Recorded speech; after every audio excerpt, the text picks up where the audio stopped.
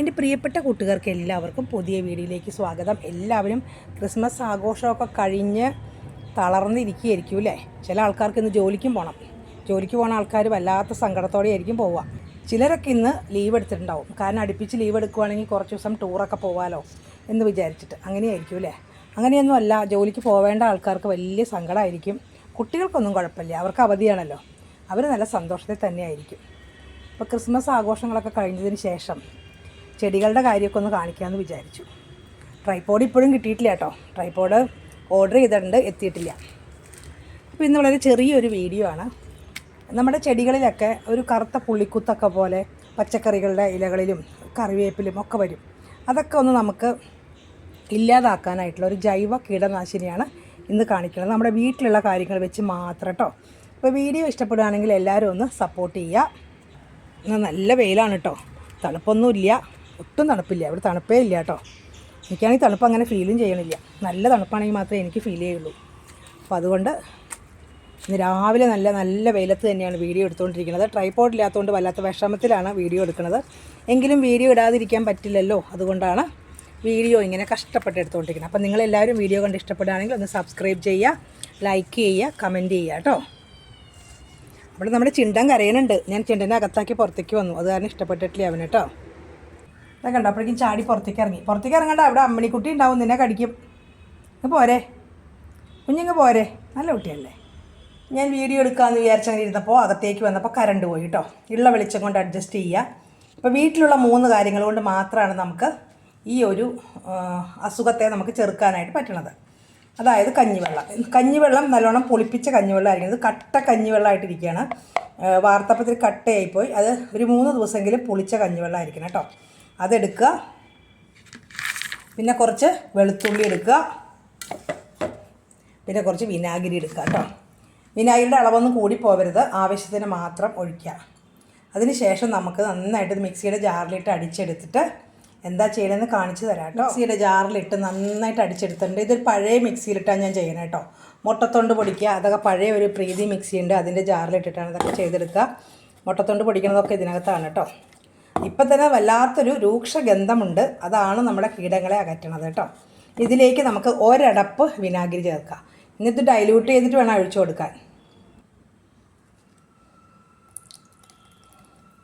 ഒരടപ്പ് വിനാഗിരി ചേർത്തിട്ടുണ്ട്. ഇത് നന്നായിട്ട് ഇളക്കി ഒന്ന് ഡൈല്യൂട്ട് ചെയ്തിട്ട് വേണം ചെടികൾക്ക് ഒഴിച്ചു കൊടുക്കാനായിട്ട്. ഇതിലേക്ക് കുറേയും കൂടെ വെള്ളം ഒഴിച്ചിട്ടുണ്ട്. ഇനി വെള്ളം ഒഴിക്കണം കേട്ടോ. സ്പ്രേ ചെയ്യുമ്പോൾ കുറച്ച് അധികം വെള്ളം ഒഴിച്ചാൽ മാത്രമാണ് സ്പ്രേയറിൽ കൂടി പുറത്തേക്ക് വരുള്ളൂ. അല്ലാതെ ഇങ്ങനെ തളിച്ച് കൊടുക്കുകയാണെങ്കിൽ ഇതുപോലെ ആയാലും കുഴപ്പമില്ല കേട്ടോ.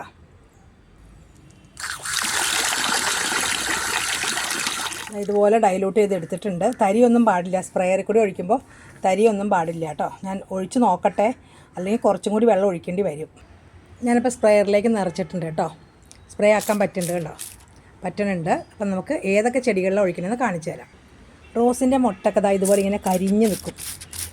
തുമ്പത്തുള്ള ഇലകളൊക്കെ ഇങ്ങനെ പുതിയതായിട്ട് വരുന്ന ഇലകളൊക്കെ ഇങ്ങനെ കരിഞ്ഞ് നിൽക്കുമ്പോൾ അതിനൊക്കെ അതുപോലെ ഇതിനൊക്കെ ഇങ്ങനെ ഒഴിച്ചു കൊടുത്താൽ ഇത് വളരെ നല്ലതാണ്. ഒഴിച്ചും കൊടുക്കാം, സ്പ്രേ ചെയ്തും കൊടുക്കാം. വലിയ സ്പ്രേയറാണെങ്കിൽ നല്ല ഈസി ആയിട്ട് ചെയ്യാൻ പറ്റും കേട്ടോ.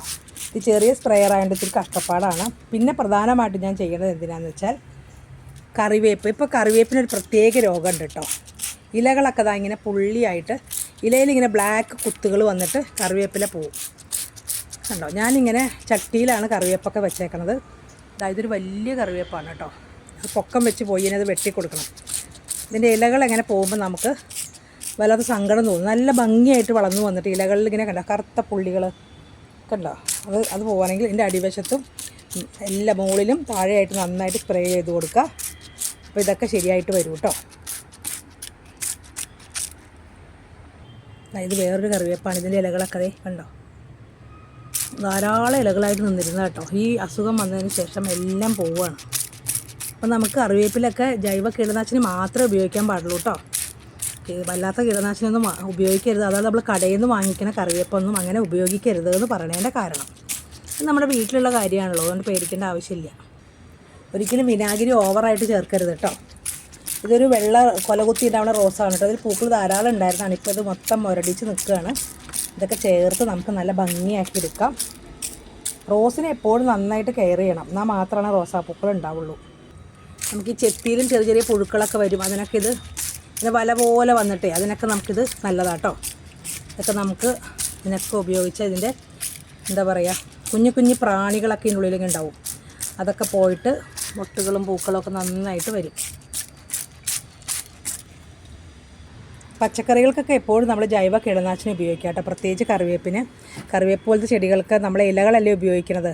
കടയിൽ നിന്ന് വാങ്ങിക്കുമ്പോൾ നിറച്ച് അതിൽ കീടനാശിനി ആയിരിക്കും. അപ്പോൾ അതുകൊണ്ട് അതൊക്കെ ഉപയോഗിക്കാതെ വീട്ടിൽ തന്നെ ഇതുപോലെ ഒരെണ്ണം നട്ടുപിടിപ്പിച്ചാൽ മതി കേട്ടോ. നമുക്ക് ധാരാളമായിട്ട് സ്ഥലമുള്ളവരാണെങ്കിൽ നിലത്ത് നടാം, അല്ലാത്തവർക്കാണെങ്കിൽ ചട്ടിയിൽ നടാം. കണ്ടോ ഇതിൻ്റെ ഇലകളുടെ അടിയിലൊക്കെ ഈ പുള്ളി പോലെ വരുന്നുണ്ട്. അപ്പോൾ അടിഭാഗത്തൊക്കെ ഇത് സ്പ്രേ ചെയ്ത് കൊടുക്കണം കേട്ടോ, എന്നാൽ മാത്രമാണ് ശരിക്കും പോവുള്ളൂ.